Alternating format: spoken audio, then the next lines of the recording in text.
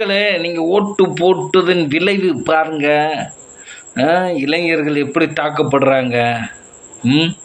இளைஞர்கள்.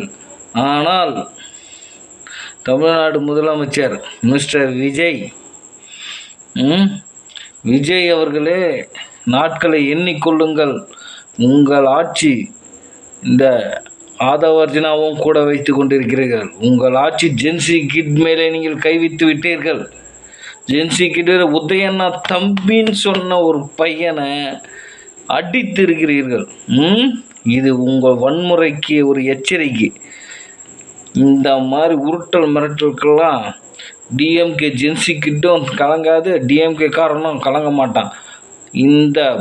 இது மிகப்பெரிய போராட்டமாக வெடிக்கப் போகிறது. இதை நீங்கள் அனுபவிச்சே தீர வேண்டும். இதற்கு நீங்கள் மன்னிப்பு கேட்க வேண்டும். இந்த மாதிரி அட்டுழியங்கள் எப்படி நீங்கள் ஆளை கூப்பிட்டு மாட்டீங்க? என்ன நினச்சிக்கிட்டு இருக்கீங்க? நீங்கள் நினைக்கிறதுல பாவம். பிள்ளைகளுக்கு இப்பயே பெரிய அறிவாளின்னு சைக்காலஜிக்கலாக நீங்கள் ட்ரீட்மெண்ட் பண்ணுறதா நினைப்பு. உங்களுக்கு சைக்காலஜிக்கலாகவும் உங்களுக்கு ஃப்யூச்சரில்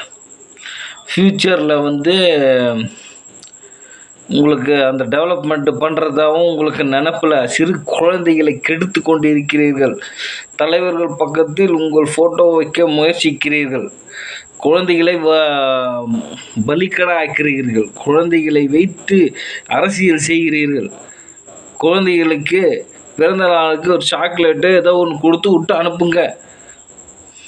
இதை விட்டுட்டு குழந்தைங்களுக்கும் உருவப்படம் உருவப்படம் வைக்கிறது, இதெல்லாம் என்ன நினைக்கிறீங்க நீங்கள்? குழந்தைங்கள் படிக்கிறதுக்கு போகிறாங்களா?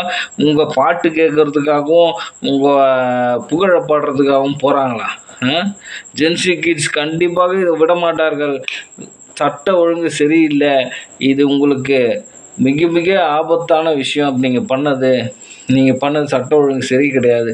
மக்களே, ஓட்டு போட்ட மக்கள், முட்டாள் மக்களே, என்ன நடக்குதுன்னு பாருங்கள் தமிழ்நாட்டில்.